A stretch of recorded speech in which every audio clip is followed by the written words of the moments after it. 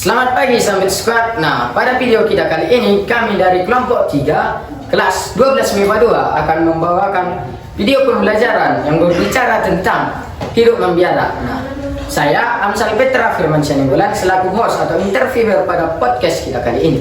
Nah, tanpa berlama-lama lagi, mari kita undang narasumber kita dari SMA Santo Petrus Sidikalang. Kami panggilkan Brenti. Hai Brenti. Hai. Ayu. Hai Ayu. Hai. Yang ketiga itu Janita. Hai Janita. Hai. Yang keempat Timbul. Hai Timbul. Dan yang terakhir pada sesi kali ini adalah Adrianto Angkat. Hai Adrianto. Hai. Oke. Nah, apa kabar semua? Baik. Baik. Tanpa sebelum kita memulai podcast kita kali ini, mari kita sapa dulu teman-teman kita. Kalau saya bilang hai, kalian menjawab halo ya. Hai. Halo. Halo. Hai. Oke. Semuanya sehat kan? Sehat. Oke. Nah, tema kita itu tentang hidup membiara. Nah, saya ini mempunyai pertanyaan yaitu apa itu arti hidup religius? Nah, sedangkan itu hidup religius itu pasti berkaitan dengan hidup membiara, bukan? Nah, siapa yang bisa menerangkan pada teman-teman kita apa itu arti hidup religius? Saya dapat menjelaskannya secara singkat, yaitu hidup religius adalah cara hidup yang berpusat pada keyakinan dan praktik spiritual berdasarkan agama tertentu. Makna dan arti hidup religius bisa bervariasi tergantung pada tradisi agama yang masing-masing. Nah, ada beberapa contoh hal yang merupakan elemen penting dalam hidup religius. Yang pertama yaitu hubungan dengan Tuhan atau kekuatan ilahi.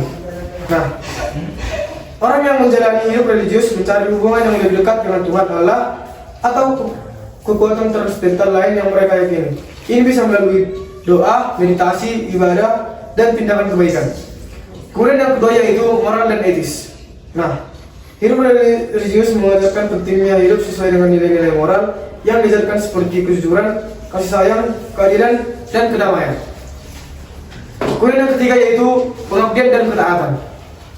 Orang yang menjalani hidup religius seringkali menunjukkan pengabdian dan ketaatan kepada ajaran agama dan institusi keagamaan. Kemudian yang keempat yaitu tujuan hidup. Dalam hidup religius, tujuan hidup seringkali dianggap lebih dari sekadar kepuasan materi atau kepuasan duniawi. Seperti itulah kira-kira penjelasan mengenai apa itu hidup religius. Oh, berarti hidup religius itu menyangkut hubungan dengan Tuhan, kehidupan moral, pengabdian dan ketaatan, tujuan hidup serta refleksi diri. Nah, pertanyaan selanjutnya, bagaimana sih seseorang itu memilih cara hidupnya sendiri? Ada yang bisa menjelaskan? Kalau ngomong tentang soal cara hidup atau pilihan cara hidup seorang, kalau masalah apa itu pilihan cara hidup? Pilihan cara hidup itu bukan sekedar masalah profesi atau pekerjaan kita yang akan kita tekuni di masa depan, tapi pilihan cara hidup itu bisa kita maknai sebagai panggilan hidup seseorang. Jadi ketika seseorang memilih menjadi apa dia di masa depan, maka itu dia memaknai panggilan hidup dia. Di dalam gereja Katolik ada 3 jenis panggilan hidup. Yang pertama itu hidup berkeluarga, yang tentunya kita ketahui hidup menikah. Yang kedua yang itu selanjutnya hidup sebagai rohaniwan, yaitu orang yang tetap saja menikah tapi itu terlibat di dalam gereja begitu. Dan yang ketiga itu hidup selibat dalam biara, yang akan kita bahas selanjutnya, yang akan berfokus kita bahas selanjutnya. Jadi hidup membiara itu ya suatu cara hidup selibat atau tidak menikah yang dijalani oleh mereka yang terpanggil untuk mengikuti Kristus secara tuntas. Tapi sebelum itu, apa artinya tuntas dalam hal ini? Tuntas dalam hal ini berarti total dan menyeluruh, yakni dengan mengikuti nasihat Injil. Perlu digarisbawahi bahwa hidup membiara adalah corak hidup, bukan fungsi gerejawi.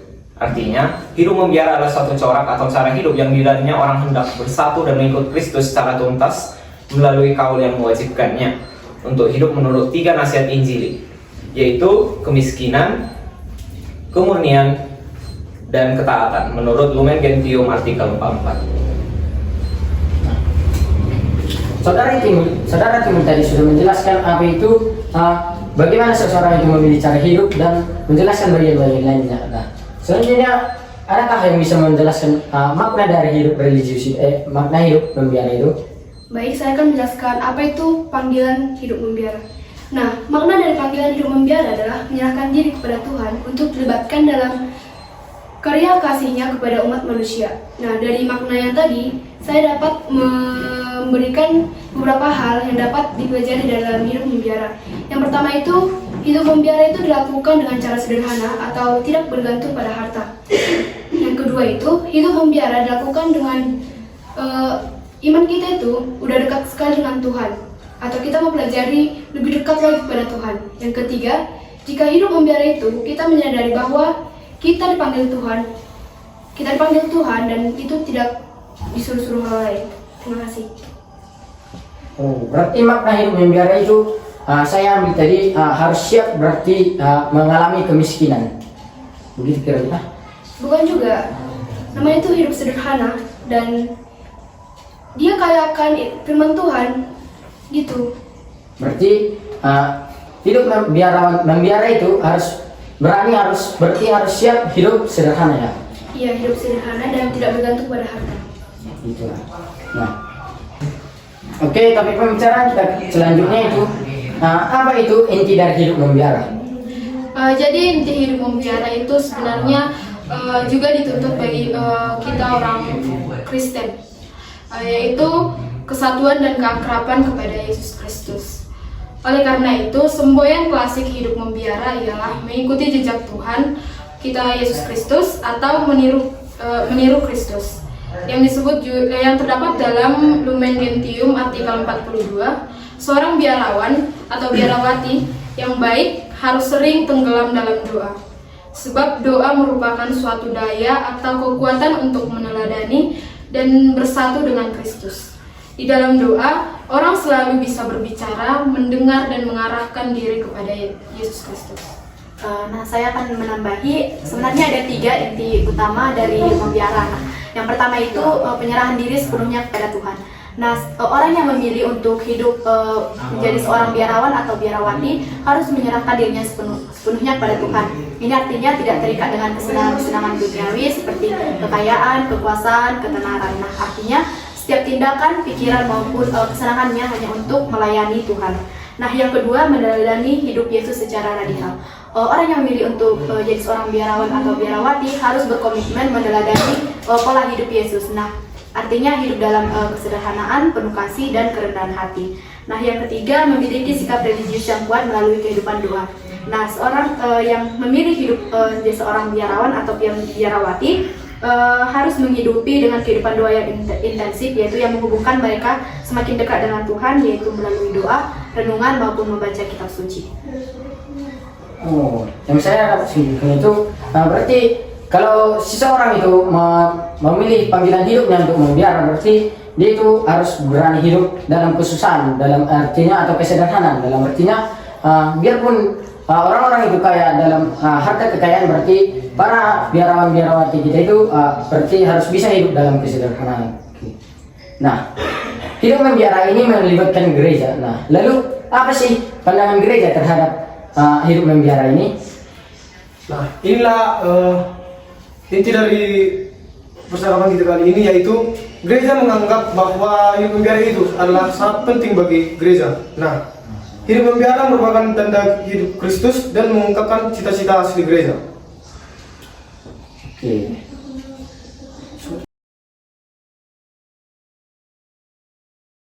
Nah, kalau begitu apa saja itu pandangan hidup membiara yang dipandang oleh gereja?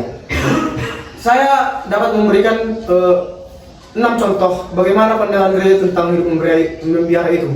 Yang pertama yaitu hidup membiara merupakan penyerahan diri kepada Tuhan secara penuh. Yang kedua, hidup membiara merupakan cara untuk membalas panggilan dan cinta Tuhan.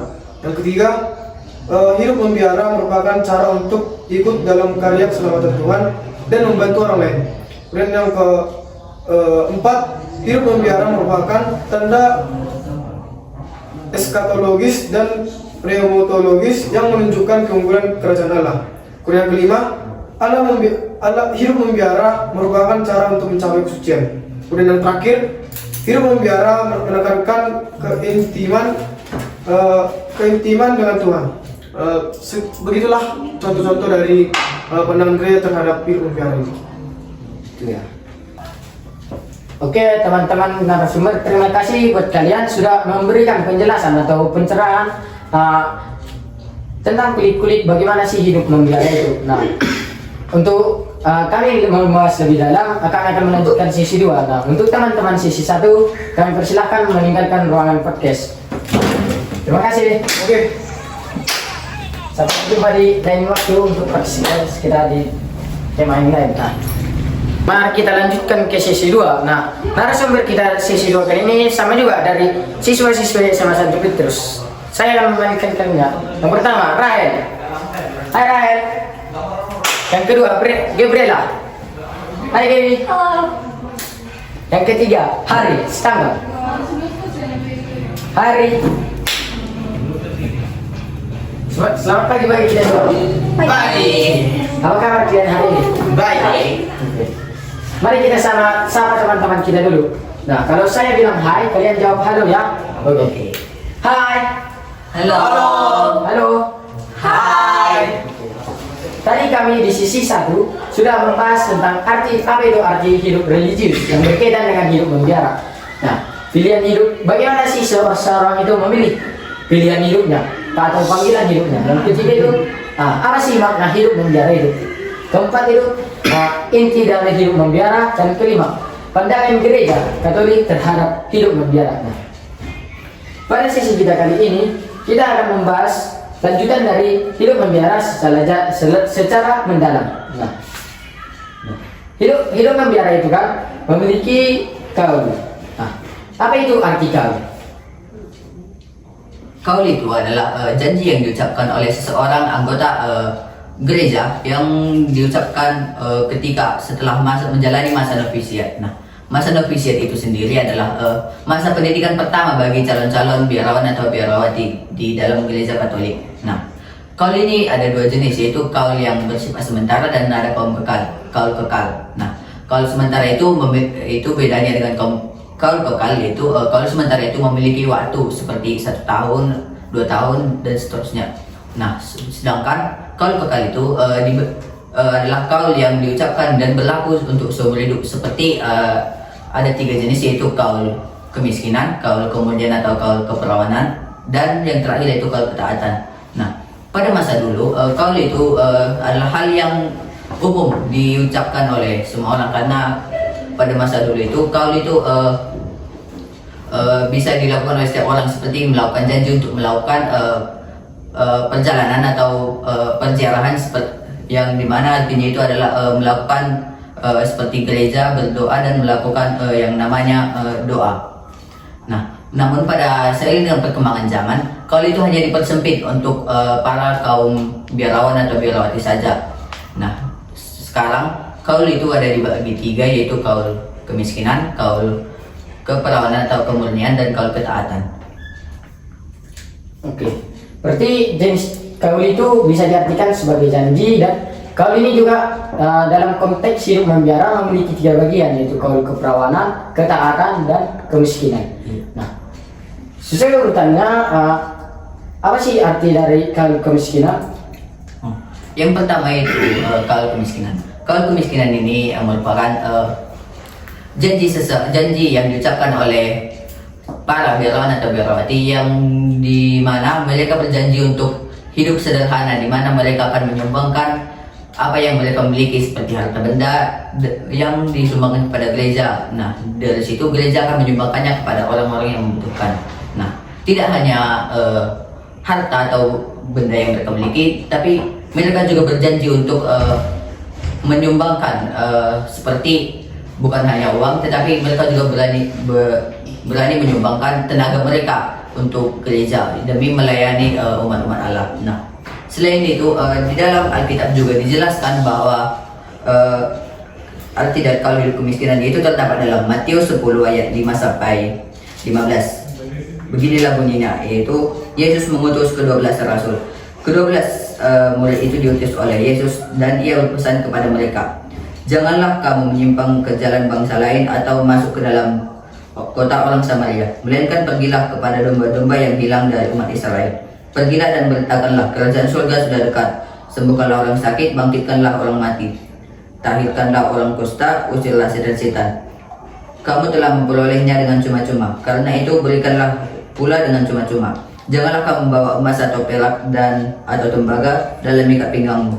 Janganlah kamu membawa bekal dalam perjalanan. Janganlah kamu membawa baju 2 helai, kasut atau tongkat, sebab seorang pekerja patut mendapat upahnya. Apabila kamu masuk kota atau desa, carilah di situ banyak orang yang layak, tinggallah padanya sampai kamu berangkat. Apabila kamu masuk rumah orang, berilah salam kepada mereka. Jika mereka layak menerimanya, salammu itu turun di atasnya. Jika tidak, salam itu kembali kepadamu. Dan lihat, dan apabila seorang tidak menerima kamu dan tidak mendengar perkataanmu, keluarlah dan tinggalkanlah rumah dan atau kota itu, dan kebaskanlah debu dari kakimu. Aku berkata kepadamu, sesungguhnya pada hari penghakiman, tanah Sodom dan Gomora akan lebih ringan tanggungannya daripada kota itu. Nah, di sini dikatakan bahwa Yesus mengutus ke-12 muridnya. Nah, pada ayat yang ke-9 dikatakan sampai ayat ke-10, janganlah kamu membawa emas atau perak atau tembaga dalam ikat pinggangmu. Janganlah kamu membawa bekal dalam perjalananmu. Janganlah kamu membawa baju 2 helai, kasut atau tongkat, sebab seorang pekerja patut mendapatkan upahnya. Nah, ini berarti bahwa Tuhan Yesus tidak menginginkan para muridnya membawa atau terikat dengan hal yang namanya harta, karena harta itu akan menghambat keinginan mereka untuk menjalankan firman Tuhan. Berarti kalau begitu, seperti yang kita ketahui pada kata-kata sekarang ini, keluarga adalah harta. Nah, bagaimana tanggapan teman dengan itu? Nah, bagaimana tanggapan teman jika karena pada era sekarang ini banyak orang mengatakan bahwa keluarga itu adalah harta yang paling berharga? Untuk calon Megawati itu, keluarga adalah harta yang paling berharga. Jadi sesuai seperti yang tadi, mereka harus meninggalkan harta mereka itu, karena meskipun keluarga adalah harta yang paling berharga, tapi untuk saat ini ketika mereka memasuki yang namanya panggilan hidup, keluarga mereka adalah Tuhan. Jadi mereka bergabung dalam gereja, di mana gereja itu adalah yang akan menjadi keluarga mereka. Nah, untuk saudara, apakah ada pembedaan terhadap tentang kawin ketaatan ini? Jika ada, tolong jelaskan kepada teman-teman kita supaya mengerti. Untuk kawan-kawan semuanya, kaul ketaatan ini dapat dibedakan menjadi 2 aspek, yaitu kaul ketaatan asketis yang merupakan ketaatan religius yang berarah kepada pembesarnya, yaitu terhadap guru rohaninya. Dan yang kedua itu ketaatan dari aspek apostolis, ketaatan religius yang berarah kepada kebersamaan bersama, terutama terhadap kerasulan bersama-sama biarawan maupun biarawati tersebut. Itu teman-teman semua. Oke. Nah, kita sampai pada kaul yang terakhir, yaitu kaul keperawanan, yang dimana seperti yang kita ketahui, biarawan-biarawati kita itu berani tidak menikah atau tidak memiliki sakramen melakukan sakramen pernikahan demi memilih pilihan hidupnya. Nah, bagaimana dengan kaul keperawanan?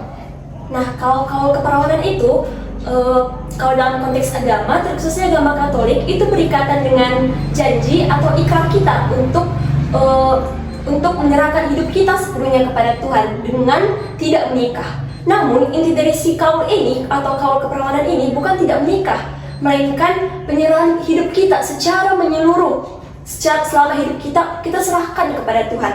Nah, terkhususnya kaul keperawanan ini kita dapat temukan di Alkitab kita.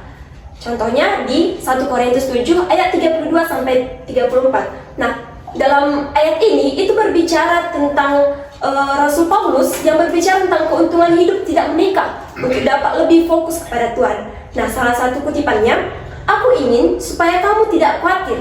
Orang yang tidak beristri memperhatikan perkara-perkara Tuhan, bagaimana Tuhan berkenan kepadanya. Nah, contoh yang kedua ada di Matius 19 ayat 12. Di sini, Yesus menyebutkan tentang orang-orang yang hidup selibat demi kerajaan Allah. Salah satu kutipannya itu, ada orang yang tidak dapat kawin karena memang lahir demikian dari rahim ibunya. Dan ada orang yang dijadikan demikian oleh orang lain. Dan ada orang yang membuat dirinya demikian karena kerajaan surga. Siapa yang dapat mengerti, hendaklah ia mengerti. Nah, kalau dari ayat Matius 19 ayat 12 ini terkhususnya dalam kata dan ada orang yang membuat dirinya demikian karena kerajaan surga. Nah, kata-kata inilah yang kita ambil sebagai pilihan hidup biarawan atau biarawati tersebut yang menyerahkan hidupnya kepada Allah dengan tidak menikah ataupun melaksanakan sakramen perkawinan. Nah, jadi kalau keperawanan ini secara eksplisit tidak secara tradisi gereja Katolik dan demonisasi Kristen lainnya berdasarkan dua ayat itu tadi, menjadi biarawan atau biarawati itu adalah suatu pilihan hidup kita untuk kita serahkan kepada Allah secara sepenuhnya. Nah, mungkin sepenggal itu yang dapat saya jelaskan mengenai kaul keperawanan. Nah, itu dia sampai squad. Kita sudah mendengarkan pencerahan dari beberapa teman kita dari siswa-siswa SMA Santo Petrus tentang arti kaul atau makna kaul dan jenis-jenis kaul. Terima kasih buat narasumber kami. Kami persilakan untuk meninggalkan ruangan podcast kita kali ini. Terima kasih. Sampai berjumpa di lain waktu di dalam podcast dengan teman yang lain. Nah, itu dia teman-teman Sampet Squad. Nah, kita sudah mendengarkan beberapa penjelasan dari narasumber kita, dari teman-teman kita dari SMA Santo Petrus. Nah, yang menjelaskan tentang hidup membiara itu. Nah, hidup membiara adalah hidup yang dimana seseorang memilih untuk sepenuhnya mengabdikan diri kepada Tuhan melalui komitmen spiritual dan sebuah komunitas religius seperti biara. Seperti di dalam sekolah kita ada juga biara KSSI atau Kongregasi Santo Suster Santo Yosef. Nah, dalam tradisi Katolik, hidup membiara biasanya diikuti oleh biarawan atau biarawati yang mengucapkan 3 kaul, yaitu kemiskinan, kesucian atau kemurnian, ketaatan. Nah, yang sudah dijelaskan oleh narasumber kita tadi. Hidup ini diisi dengan dua meditasi, pelayanan kepada orang lain, dan kehidupan komunitas yang disiplin. Para anggota ordo religius sering kali mengikuti aturan atau panduan yang ditetapkan oleh pendiri ordo mereka, seperti Santo Benedictus dan Santo Franciscus, tergantung ordo mereka masing-masing. Nah, bagi banyak orang, hidup membiara dianggap sebagai panggilan dari Tuhan untuk mengabdikan hidup sepenuhnya dalam pelayanan rohani. Mereka menjalankan kehidupan yang fokus pada hubungan dengan Tuhan dan menjalankan tugas-tugas komunitas yang bisa berupa pendidikan, perawatan, dan aktivitas sosial lainnya. Meskipun hidup membiara mungkin tampak terbatas secara materi atau kebebasan individu, bagi mereka yang menjalaninya, hidup ini memberikan makna mendalam, kedamaian batin, dan kesempatan untuk melayani dengan cara yang unik. Nah, itu dia kesimpulan pada podcast kita kali ini. Untuk menutup podcast kita kali ini, kami panggilkan seluruh narasumber kita yang berada untuk menutup podcast kita pada hari ini. Saya sebagai host memanggilkan seluruh narasumber yang teman-teman dari SMA Santo Petrus Sidikalang. Marilah bergabung ke ruangan podcast kita kali ini supaya kita tutup.